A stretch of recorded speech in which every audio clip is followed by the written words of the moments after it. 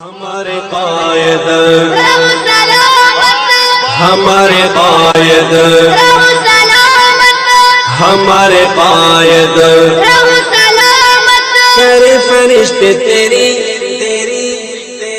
کرے فرشتے تیری حفاظت ہمارے قائد رہو سلامت ہمارے قائد رہو سلامت۔ میرے محترم بھائیوں اور دوستو، قرآن کریم کی یہ سورت سورہ تکاثر، اس کی تفسیر چل رہی ہے۔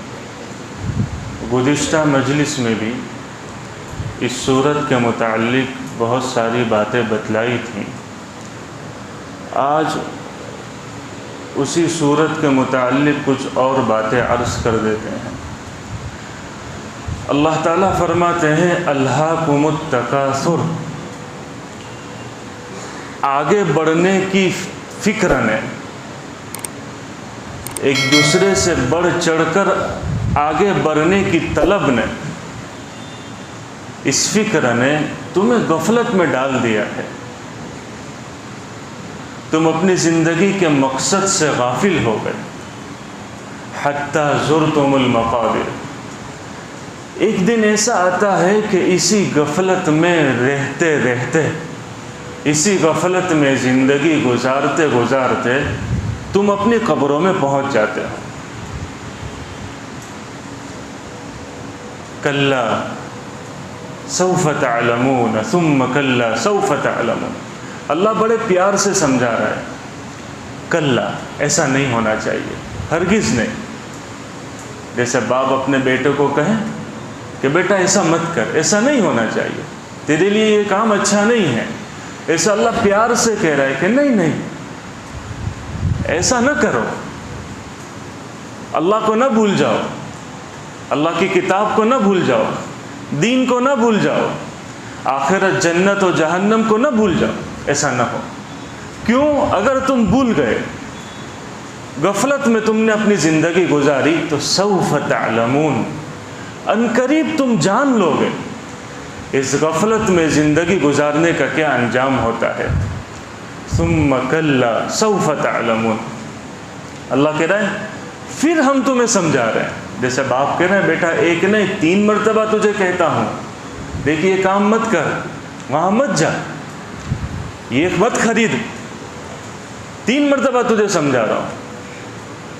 اللہ پھر دوبارہ کہہ رہا ہے ثم کلا سوف تعلمون، میرے بندو یہ غفلت میں جو تم جیتے ہو، اللہ کو بھول کر، رسول کو بھول کر، آخرت کو بھول کر یہ تم زندگی گزارتے ہو، اس کا انجام اچھا نہیں ہے۔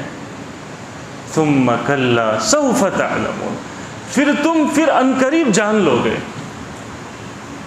کہ ہم تو بڑے غفلت میں زندگی گزار کر آئے، پھر رو گے، پچھتاؤ گے، کوئی فائدہ نہیں ہے، کوئی کام کا نہیں ہے۔ اس لیے اللہ ہمیں متنبہ کر رہا ہے کہ سمجھ جاؤ، اس غفلت سے باہر نکل آؤ، اس گندے ماحول سے باہر آ جاؤ جو اللہ کو بھول کر، اللہ کے دین کو بھول کر زندگی گزارتے ہو، اس سے باہر نکل آؤ۔ اللہ کہہ رہا ہے کہ اب تم جب ہمارے پاس پہنچو گے اور سب دیکھ لو گے، سب جان جاؤ گے، لَتَرَوُنَّ الْجَحِيمَ، اس اللہ کے پاس پہنچنے کے بعد کا ایک ہی نقشہ اللہ نے یہاں بیان کیا ہے۔ دیکھے گا تو بہت ساری چیزیں آدمی، جب اس کی دنیا کی آنکھیں بند ہوگی تو سب کچھ الگ ہی نظر آئے گا، الگ ہی دنیا ہے، عالم برزخ، عالم آخرت۔ لیکن ایک بات اللہ نے فرمائی، لَتَرَوُنَّ الْجَحِيمَ، تم اپنی آنکھوں سے جہنم کو دیکھ لو گے۔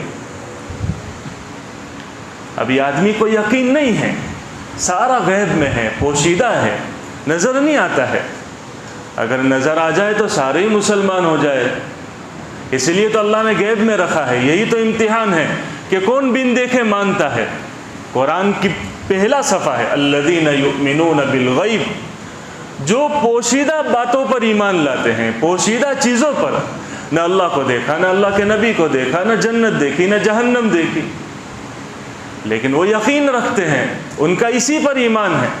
بھائی دیکھ لے تو سب کو یقین آ جائے گا، اس لیے اللہ کہہ رہا ہے ثم لترونها عین الیقین، پھر تو سب کو یقین آ ہی جائے گا۔ اس لیے جہنم اللہ ہر ایک کو دکھائے گا، چاہے نیک ہو، بد ہو، اچھا ہو، برا ہو، اللہ ہر ایک کو جہنم کا دیدار کرائے گا۔ اور یہ دیدار کرانا یہ بھی ایک نعمت ہے، دیدار کرانا یہ بھی ایک نعمت ہے۔ اللہ نے جہنم کے اوپر ایک پل بنایا ہے جس کو پل صراط کہتے ہیں، وہاں سے ہر ایک کو گزارا جائے گا اور ایمان والوں کو اس کا نظارہ کرایا جائے گا، دیدار۔ اور یہ ایک نعمت ہوگی کہ وہ اپنے دل میں شکر ادا کریں گے، یا اللہ تیرا احسان ہے، تو نے ہمیں اس سے بچا لیا۔ تو وہ جہنم کا دیدار بھی ایمان والوں کے لیے ایک نعمت ثابت ہوگا۔ اس لیے اللہ قرآن میں کہہ رہے ہیں وَإِن مِّنكُمْ إِلَّا وَارِدُهَا، ہم ہر ایک کو اس جہنم سے گزروائیں گے۔ کیا کہہ رہے ہیں؟ اس جہنم سے ہر ایک کو گزروائیں گے، ہر ایک کو دکھائیں گے، دیکھو تم اگر وہ زندگی گزار کر آتے جو ہم نہیں چاہتے تھے تو یہ تمہارا انجام ہو سکتا تھا، دیکھو تمہارے ساتھ کتنے لوگ اس میں گر کر جا رہے ہیں اندر، ہم نے تمہیں بچا لیا، تو وہ بھی ایک نعمت ہوگی۔ اس لیے اللہ کہہ رہا ہے لَتَرَوُنَّ الْجَحِيمَ، ہم اس جہنم کا ہر ایک کو دیدار کرائیں گے۔ حدیثوں میں آتا ہے جب آدمی کے دنیا سے جانے کا وقت ہوتا ہے اور نیک بندہ ہوتا ہے تو اس کو پہلے جہنم دکھائی جاتی ہے، اور یوں کہا جاتا ہے کہ یہ تیرا انجام ہو سکتا تھا، یہ تیرا ٹھکانہ ہو سکتا تھا، لیکن اللہ نے تجھے بچا لیا۔ پھر اس کو اس کا جنت اصلی ٹھکانہ بتایا جاتا ہے۔ اور جو بد ہوتا ہے، برا ہوتا ہے، اس کو پہلے جنت دکھائی جاتی۔ یہ دیکھیں اگر تو ہماری اطاعت والی زندگی گزار کر آتا تو تیرا یہ ٹھکانہ تھا، لیکن ہائے افسوس اب تیرا ٹھکانہ یہ جہنم ہے۔ تو وہ ہر ایک کو دکھایا جائے گا، اس لیے اللہ کہہ رہا ہے لَتَرَوُنَّ الْجَحِيمَ ثُمَّ لَتَرَوُنَّهَا عَيْنَ الْيَقِينِ، کہ ہم ہر ایک کو اس جہنم کا دیدار کرائیں گے اور پھر ہر ایک کو یقین ہو جائے گا۔ پھر آگے اللہ کیا کہہ رہا ہے ثُمَّ لَتُسْأَلُنَّ يَوْمَئِذٍ عَنِ النَّعِيمِ، پھر ہم ہر ایک سے، ان سب سے اپنی نعمتوں کے بارے میں سوال کریں گے۔ ہم نے ہر ایک کو نعمتیں دی، زندگی ایک بڑی نعمت ہے، جوانی ایک بڑی نعمت ہے، مال بڑی نعمت ہے، کاروبار بڑی نعمت ہے، کھانا پینا کمانا جو انسان کو اللہ نے دیا ہے بڑی سے بڑی نعمت، چھوٹی سے چھوٹی نعمت۔ اللہ کہہ رہا ہے ہر ایک نعمتوں کے بارے میں پھر ہم تم سے سوال کرنے والے ہیں، پوچھیں گے کہ تم تو دنیا میں آئے تھے، تمہارے پاس کچھ نہیں تھا، جو کچھ تمہیں ملا ہے ہماری طرف سے ملا ہے، ہماری عطا ہے۔ امام شافعی رحمۃ اللہ علیہ فرماتے ہیں کہ اللہ نے انسان کو ایک سانس کی جو نعمت دی ہے نا، اگر وہ پوری زندگی اس سانس کی نعمت کا شکر ادا کرنا چاہے تو بھی نہیں کر سکتا۔ یہ ایک نعمت ایسی ہے، اس لیے کہ انسان کی سانس ہے نا، ایک ہی لمحے میں اندر جاتی ہے، ایک ہی لمحے میں باہر نکلتی ہے، اندر گئی باہر آئی، اندر گئی باہر آئی۔ اگر اندر جانا رک جائے تو بھی موت ہے، باہر آنا رک جائے تو بھی موت ہے۔ ایک آدمی نے اپنی سانس اندر جانے پر شکر ادا کیا، پھر باہر نکلنے پر پھر شکر ادا کیا، پھر اندر گئی پھر شکر، پھر باہر نکلی پھر شکر، تو اسی شکر میں زندگی گزر جائے گی۔ باقی دوسری ڈھیر ساری نعمتیں تو اتنی ہیں کہ شمار نہیں کر سکتے۔ اس لیے تو اللہ نے کہا وَإِن تَعُدُّوا نِعْمَةَ اللَّهِ لَا تُحْصُوهَا، ہم نے جو تمہیں نعمتیں دی ہے، جو تم پر انعامات کیے ہیں، تم کبھی اس کو شمار نہیں کر سکتے۔ ہاں، اسی لیے اللہ نے جو اعضاء دیے، ایک ایک عضو کا الگ اسپیشلسٹ، کتنی بڑی نعمت بھائی، آنکھ کا الگ اسپیشلسٹ، کان کا الگ اسپیشلسٹ، دانت کا الگ اسپیشلسٹ، جگر، گردے، کڈنی، پیٹ کا، ہڈیوں کا، نسوں کا، دماغ کا، یہ ساری اللہ کی نعمت ہے۔ ایک ایک نعمت ایسی ہے کہ جس کے پیچھے اس کے اسپیشلسٹ اپنی زندگی گزار دیتے ہیں۔ کتنی بڑی ایک ایک نعمت۔ تو اللہ یوں کہہ رہا ہے کہ میرے بندو، تم ان ساری میری نعمتوں کو شمار تو نہیں کر سکتے، لیکن کم سے کم دل میں یہ تو یقین بٹھا لو کہ یہ کسی کی دی ہوئی ہے، یہ اللہ کی عطا ہے، یہ نعمت اللہ کی دی ہوئی ہے، یہ تو یقین بٹھا لو دلوں میں، اور پھر اس کی شکر گزاری کرو۔ تم روزانہ اٹھتے ہو، صبح صحیح سالم اٹھتے ہو، جسم تمہارا تندرست، تمہارے گھر والے اچھے ہیں، ان کے چہروں پر مسکراہٹ ہے، کام کاج پر جاتے ہو، سب کام اچھے سے ہو جاتا ہے. یہ ساری تم دن میں کتنی نعمتوں کو گننا چاہو تم شمار نہیں کر سکتے. ہاں تو اللہ کہہ رہا ہے کہ جو ہم نے تمہیں دیا ہے ثم لتسألن یومئذ عن النعیم، ہم ان ساری نعمتوں کے بارے میں تم سے سوال کرنے والے ہیں کہ ان نعمتوں میں تم کیا کارگزاری کر کے آئے، تم اس کو کیسے اس کو تم استعمال کر کے آئے ہو. کھانا ایک بڑی نعمت ہے، پینا ایک بڑی نعمت ہے، سایہ ایک بڑی نعمت ہے، ٹھنڈا پانی بڑی نعمت. ایک بزرگ فرماتے ہیں اللہ نے اس زمانے میں ہم کو جتنی نعمتیں دی ہیں نا، پہلے کے زمانے کے بادشاہوں کو بھی وہ نعمت میسر نہیں ہوئی، اتنی نعمت ہے. آج اے سی میں ماشاءاللہ ہم بیٹھے ہیں، گھروں میں اے سی ہے، کس سکون کی نیند آدمی سو جاتا ہے. ابھی کتنی باہر گرمی ہے، 40 ڈگری 42 ڈگری، اور گھر آتا ہے آفس جاتا ہے فل اے سی ہے، سکون مل جاتا ہے. آدمی رات میں سوتا ہے سکون کی نیند سو جاتا ہے. ذرا کبھی لائٹ چلی جائے، پاور کٹ ہو جائے تو پتہ چلتا ہے اے سی کی کیا قیمت ہے، پنکھے کی کیا قیمت ہے. پہلے زمانے کے بادشاہ تھے، ان کے خادم پورا رات ان کو پنکھا جھولتے تھے، تب جا کر ان کو نیند آتی تھی. اور ہر ایک کے گھر میں پنکھا لگا ہوا ہے، اے سی لگا ہوا ہے، کتنی نعمت ہے. بٹ ٹھنڈا پانی جب چاہا فریج میں سے نکال کر پی لیا. پہلے کسی زمانے میں ایسے ٹھنڈا پانی میسر نہیں ہوتا تھا. پتہ نہیں کہیں شہر کے باہر کوئی کنواں ہو وہاں ٹھنڈا پانی ہو. جیسے روایتوں میں آتے اللہ کے نبی صلی اللہ علیہ وسلم کو ٹھنڈا پانی بہت پسند تھا، تو مدینہ کے باہر ایک کنواں تھا جس کی خاصیت تھی کہ وہاں سے ٹھنڈا پانی نکلتا تھا. تو ایک صحابی وہاں سے خاص آپ کے لیے ٹھنڈا پانی لاتے تھے کہ آپ کو ٹھنڈا پانی پسند تھا. آج گھر گھر میں موجود ہے. سواری اللہ نے کیسی بڑی نعمت دی. آدمی 200-500 کلومیٹر ایسے طے کر لیتا ہے بغیر کسی خوف کے، بغیر کسی ڈر کے. پہلے زمانے میں مکہ سے مدینہ کا سفر 15 دن لگ جاتے، 10 دن 15 دن لگ جائے، اور پھر راستے میں کوئی امن، کچھ پتہ نہیں کہ پہنچ جائیں گے یا پھر واپس بھی آ جائیں گے یا نہیں. آج بڑے بڑے سفر آدمی ایسے ہی طے کر لیتا ہے. 2-2.5 ہزار کلومیٹر 3,000 کلومیٹر کے فلائٹ کے سفر 4-5 گھنٹے میں پورے ہو جاتے ہیں. یہ اللہ کی نعمت. اس زمانے میں اللہ نے جتنا ہم کو نعمتوں میں رکھا ہے، ایسی نعمت اس زمانے میں کسی بادشاہ کو بھی نہیں ہوئی. کہ نرم نرم بستر پر ہم سوتے ہیں، سکون کی نیند آ جاتی ہے. آج بھی کیسے ایسے ہیں کہ جو کہتے ہیں جن کے گھروں میں ایسے نرم بستر نہیں ہے، وہ جب سو کر اٹھتے ہیں ان کی کمر اٹک جاتی ہے، جیسے کہتے ہیں کمر اٹک جاتی ہے. یہ اللہ کی نعمتیں ہیں جو ہم پر اتنی ہم شمار نہیں کر سکتے. اس لیے ان نعمتوں کی قدردانی، کم سے کم ان کے استعمال کرتے ہوئے ہمارے دل و دماغ میں یہ تو ہو کہ یہ اللہ کی عطا ہے، یہ اللہ کا دیا ہوا ہے، یہ ساری نعمتیں اللہ کی دی ہوئی ہے. اس میں میرا کوئی کمال نہیں ہے، میری عقل کا، میرے پیسے کا، میرے ہنر کا، میری طاقت کا یہ کوئی کمال نہیں ہے، محض اللہ ہی کی عطا ہے. الحمدللہ علی کل حال، ساری نعمتیں اللہ ہی کے لیے اور ہر حال میں اللہ کا شکر ہے. اور کھانا بڑی نعمت ہے. آج بہت سارے موقع پر یہ دیکھ کر افسوس ہوتا ہے کہ ایک تو وہ ہے جن کے گھروں میں لمیٹڈ کھانا بنتا ہے، بہت سارے جن کے گھروں میں بہت ویرائٹیاں ہوتی ہے، جن کو اللہ نے مال و دولت دیا ہے، تو کھانا ایسے ہی ضائع ہو جاتا ہے. عام طور پہ شادیوں میں ہم دیکھتے ہیں، شادیوں میں کھانے کا اتنا ہی بگاڑ ہوتا ہے، اور وہاں جہاں بوفے سسٹم ہو نا، تو وہاں تو اس اللہ کی نعمتوں کی اتنی ناقدری ہوتی ہے کہ پوچھو مت. آدمی یوں چاہتا ہے کہ بس میں اپنی پلیٹ خوب بھر لوں، کہ پتہ نہیں بعد میں ڈرائی فرائی ملے گا یا نہیں، ختم ہو جائے گا، تو اس چکر میں پوری پلیٹوں کا پلیٹیں بھر لیتا ہے.